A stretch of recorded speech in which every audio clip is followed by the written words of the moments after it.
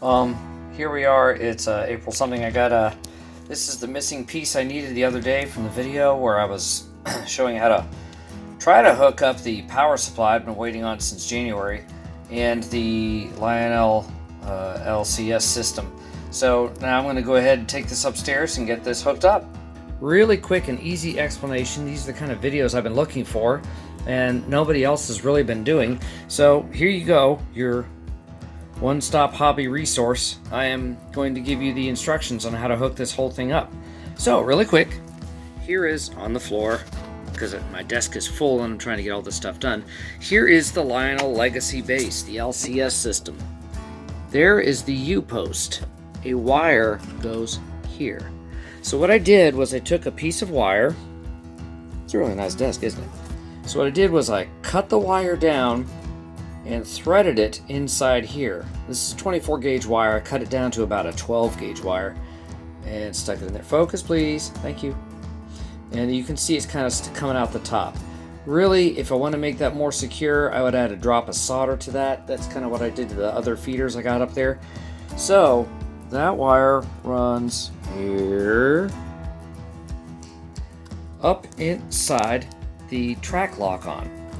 There's a little spring clip right here. You push that down, stick this wire through, let this back up. It traps it right here.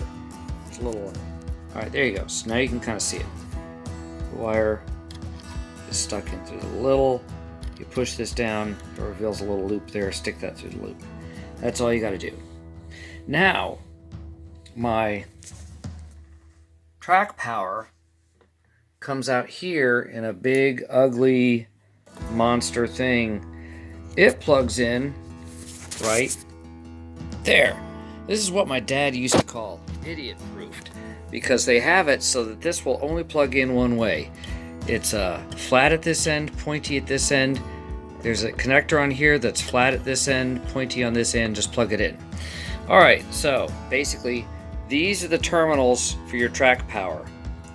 U, which is ground, and A, which is your hot wire, I think. But basically, on my Lockon, which is attached to my track, also has a matching A and U. So what I'm going to do is I'm going to hook that up, close this whole thing up, and set it up there, and that way everything will be connected. This one wire right here that I've got connected into this spade bit goes into that. Will go into that U-post right there. Let me get this hooked up. It's kind of a mess right now. Sorry about my desk, but everything right now, I need once again to polish my desk, because every time I do anything on my desk, it always leaves some kind of scratch marks and I have to polish it to get the scratches out. So anyway, that's all you have to worry about. There is a switch right here, and printed on the side of the circuit board, let me move the little house. You'll see it says to this side, right here, it says 135 watt. Over here it says 180 watt.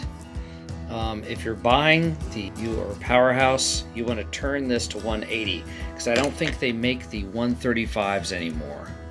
But anyway you slice it, you want a 180 power supply. The more power, you can never have too much power. So basically, you have to switch that there first. Plug this thing in there first. Now you can see the little diagram. The flat on the one side, pointing on the other. Cord plugs in right there. Everything will go right into this little slot right here. Tuck this whole thing back together, and when the power to the track is on, this should light up. Alright, it also shows you if there's a short and what this thing did to get rid of it.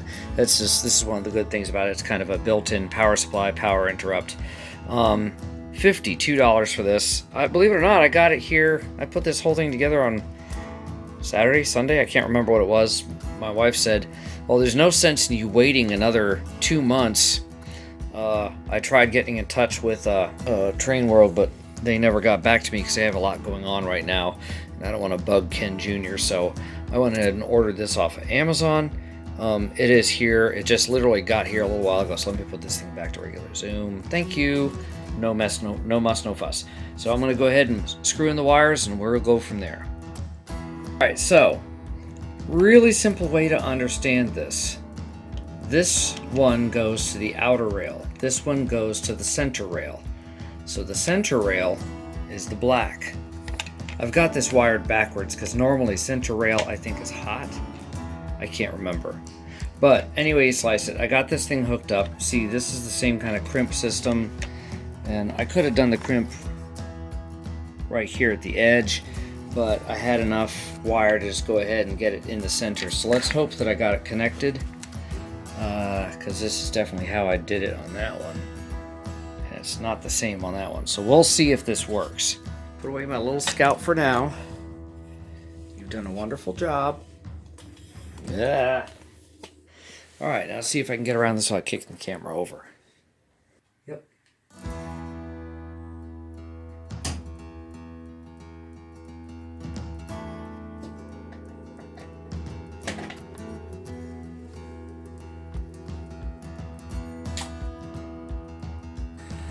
This is what's called the coefficient of lurch. Everything works just fine, except it's too close to the wall for a large train. Dope! Alright, we're back. Everything is hooked up. Everything is working. The only problem is the Polar Express being a bigger train. It's the lightest train I got, but it's making the track sag right there. And I see what one of the problems is. I don't know if you can see it on the video. The closest of the shelf brackets, the one, it's kind of at a diagonal from my bookcase.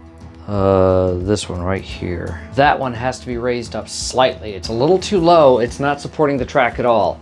So the train dips terribly once it gets to that spot. Also, being that it's a much larger train, it's hitting the wall every time it does the circuit. So what's happening is the train needs to, I need to lift the shelf brackets up a slight amount. I need basically 2 more brackets. However, I don't think this is going to be a problem. It's more that everything works, because this is how I'm going to run my train layout, and I just need to get everything right now. I got cords and everything, and my nice bookcase just looks terrible. So I got to lift all that up and put it up all there somewhere for now. So, but basically everything works. Here we go. You got the legacy system, which I've got. You need that. You need the powerhouse, Lionel powerhouse. And then you need the universal track Lockon, this little square building here. What it is this plugs into here, this plugs into here, this goes out to the track. And basically I just showed you how to do that. Do that and your train layout will work. I just got a couple of minor problems here that once I get that fixed, I'll be good to go. And we are all set. And I need to get all of those hanging wires and terrible, oh my goodness, it looks horrible. But you will be much happier with your train setup if you do it this way. All right. There you go. Cheers. It works.